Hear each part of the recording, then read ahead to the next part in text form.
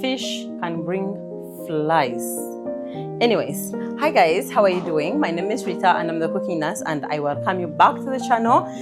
Today we're going to be making kabelo. Kabelo is basically katogo of fish and matooke, and it's usually done, I think, on the areas that have more fishing as an economic activity. So if that is a place that you come from, do let me know how you call this in your language, or if you're from Uganda, do let me know what you enjoy having this with, like the things you add in your kabelo, yeah? And then maybe you can teach me a thing or more. But one time I was having a class and one of my students taught us how to make this fish katogo, and it was really a banger.